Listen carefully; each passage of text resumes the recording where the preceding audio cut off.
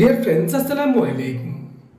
Dear friends, বরাবরের মতো আজকেও আপনাদের মাঝে বহুত ইম্পর্টেন্ট একটি প্রোগ্রামিং ভিডিও নিয়ে আবারও আপনাদের সামনে হাজির হলাম।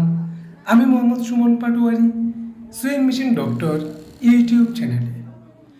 ডিয়ার ফ্রেন্ডস, আজকে আমি আপনাদেরকে দেখাবো জ্যাক F4 এই মডেলের single needle lock stitch sewing মেশিনের অল প্রোগ্রাম। কীভাবে এই F4 প্লেন মেশিনের রিসেট করবেন, F4 প্লেন মেশিনে ইরোর ইবি ইরোর ইসি আসলে কি করবেন, এবং স্প্রিট লক সহ যাবতীয় যে প্রোগ্রামগুলো আছে প্রত্যেকটা প্রোগ্রাম আপনাদেরকে দেখাবো। তাই আমার এই ভিডিওটি শুরু থেকে শেষ পর্যন্ত মনোযোগ সহকারে দেখুন। ডিয়ার ফ্রেন্ডস, এই সার্ভো মোটর যে কন্ট্রোল বক্সটি জ্যাকের এই দুই বাটনের যেই মেশিনটি আমরা দেখতে পাচ্ছি, এই মেশিনে মূলত কিছু প্রোগ্রাম আছে যে প্রোগ্রামগুলো উপরে এবং কিছু প্রোগ্রাম ভিতরে।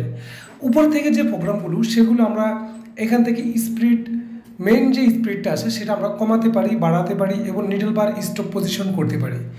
তো আমি শুরু থেকে আপনাকে দেখাচ্ছি যে আমাদের এই মেশিনের যে স্পিড কিন্তু আমাদের এখানে 40 পর্যন্ত যাচ্ছে, অর্থাৎ 4000 পর্যন্ত স্পিড আমাদের এই মেশিনে আছে, এর উপরে আর নেই। তো আমরা এটাকে পরবর্তীতে দেখাবো যে কীভাবে স্পিডটা বাড়াবেন। তো তার আগে আপনারা এই মেশিনের যেই নর্মাল যে প্রসেসগুলো সেগুলো দেখে নেই। তো এখানে আমরা দেখতে পাচ্ছি পির পাশে একটি ডট আছে উপরের অংশে। তো আমরা যদি এটাকে প্লাস বাটন প্রেস করে ধরে রাখি তাহলে এই ডটটা নিচে নেমে যাবে। তো আমরা এই মেশিনটি রান করলে, মেশিনটি চালালে আমাদের যখন আমরা মেশিনটি দাঁড়া করাবো তখন আমাদের নিডল বার পজিশনটা ডাউনে থাকবে, নিডল প্লেটের নিচে থাকবে। আর যখন আমরা এটাকে উপরে করে দিব তখন আমাদের যে নিডল বারটা আছে সেই নিডলটা উপরে এসে দাঁড়াবে। আর যদি আমরা এটাকে ডাউন পজিশনে রাখি তাহলে সেক্ষেত্রে আমাদের এই মেশিনের যেখানে আমরা স্টপ করব সেখানে ডাউন হয়ে থাকবে। যখন আমরা প্যাডেলটা পিছনে প্রেস করব, পাদানিটা পিছনে প্রেস করব, তখনই আমাদের নিডল বারটা উপরে উঠে যাবে। তা আসলে এই জ্যাক এই দুই বাটনের যে সার্ভো মোটর E4 এই মডেলের অনেকগুলো ফিউচার আছে, আমি সবগুলো আপনাদেরকে এক এক করে দেখাবো। আসলে মূলত এই ভিডিওটা যারা টেলারিংয়ে আছে তাদের বেশি প্রয়োজন হবে। তো এখন আমরা ভিতরে যে প্রোগ্রামগুলো সেগুলো দেখবো। এই জন্য আমরা প্লাস এবং মাইনাস এই দুটি বাটন চাপ দিয়ে আমরা ধরে রাখবো, কিছুক্ষণ আমাদের সামনে প্রোগ্রাম চলে আসবে। আমরা যদি এখন প্লাস বাটনটি প্রেস করতে থাকি তো আমাদের সামনে অনেকগুলো প্রোগ্রাম আসবে। এর মধ্যে কোন প্রোগ্রামটা কী কাজ করবে সেটা আমি আপনাদেরকে এখন দেখাচ্ছি।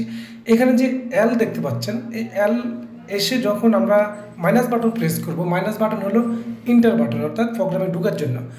এল প্রোগ্রামে এসে যখন আমরা মাইনাস বাটন প্রেস করব এখানে সর্বোচ্চ 50 পর্যন্ত স্পিড দেওয়া যায়, অর্থাৎ এই মেশিনের আরপিএম সর্বোচ্চ 5000 পর্যন্ত আছে। তো আমরা এখানে 5000 রাখলাম, রাখিয়ে যখন প্লাস বাটন দিয়ে সেভ করলাম আমাদের 5000 সেভ হয়ে গেল।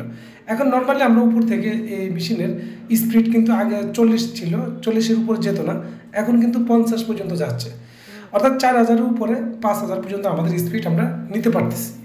তো আমরা আবারও প্রোগ্রামে ঢুকলাম প্লাস এবং মাইনাস বাটন দিয়ে। এখানে এন পাশে 1 দেওয়া আছে, তো আমরা এনের পাশে যদি 0 করে দিই তাহলে সেক্ষেত্রে দেখুন আমরা মেশিনটা যখন রান করব আমাদের নিডল বার যখন যেখানে মর্জি সেখানে দাঁড়াবে, কোনো স্টপ পজিশন থাকবে না।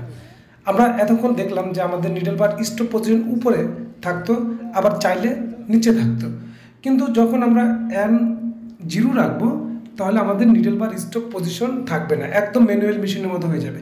আগে যেরকম আমরা ক্লাস মোটর ব্যবহার করতাম ঠিক এমন হবে। তো আমরা আবারও এটাকে N1 করে দিলাম, তাহলে সেক্ষেত্রে আমাদের এই স্টপ পজিশনটা একুইট পজিশনে থাকবে। আমরা যেখানে রাখবো, অর্থাৎ আমাদের এখানে যে চিহ্নটি আছে সেই চিহ্নটি আমরা ডাউন পজিশনে রাখলে ডাউনে থাকবে এবং আপ পজিশনে রাখলে আপ হয়ে থাকবে। তো আমরা আবারও প্রোগ্রামে ঢুকবো এবং এল দেখালাম, তারপরে NO দেখালাম, এখানে ডি দেখাচ্ছি, তারপরে DO আছে, G1 আছে। এগুলো হাই ভোল্টেজের যেই ইরোরগুলো সেগুলো এখান থেকে রিমুভ করা যায়। এখানে আপনারা দেখতে পাচ্ছেন H1 থেকে H3 পর্যন্ত। তো এগুলোর মূলত টেম্পোরারি আপনাদের কোনো কাজ নেই, এগুলো মেনটেনেন্সের কাজ, তো এগুলো আপনাদের কোনো প্রয়োজন হবে না।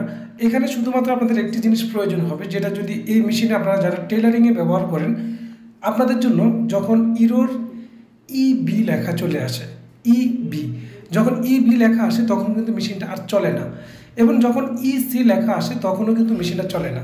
তো যখন EB আসবে তখন আপনারা কি করবেন, আপনারা যখন এই প্রোগ্রামে ঢুকবেন, প্রোগ্রামে ঢোকার পর আপনারা আর যে অপশনটি আছে আর, এই আর অপশনের ভিতরে যখন আপনারা মাইনাস করবেন, মাইনাস চাপ দিলে কিছু নাম্বার থাকবে, সেই নাম্বারগুলো আপনারা জিরো করে দেবেন। তাহলে সেক্ষেত্রে আপনাদের ইবি যে প্রবলেমটা সেটা সলভ হয়ে যাবে।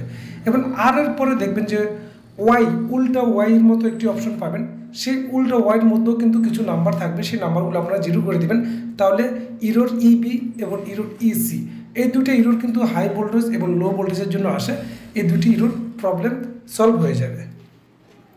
তো আমরা এখন আপনাদেরকে রিসেট করে দেখালাম। আপনারা দেখতে পাচ্ছেন যে কীভাবে রিসেট করতে হয়। আমরা স্পিডটি শুরুতে কমিয়ে দিলাম, কমিয়ে দেওয়ার পরে যখন আমরা মাইনাস বাটনটি প্রেস করে ধরে রাখি, 5 সেকেন্ড যখন আমরা ধরে রাখবো, তখন আমাদের মেশিনটা অটোমেটিকলি রিসেট হয়ে যাবে। তো ডিয়ার ফ্রেন্ডস, আজকে এই পর্যন্তই, দেখা করবো পরবর্তী কোনো এক ভিডিও নিয়ে। সে পর্যন্ত সকলে ভালো থাকুন, সুস্থ থাকুন, এই কেমন আজকের মতো বিদায়। আল্লাহ হাফেজ।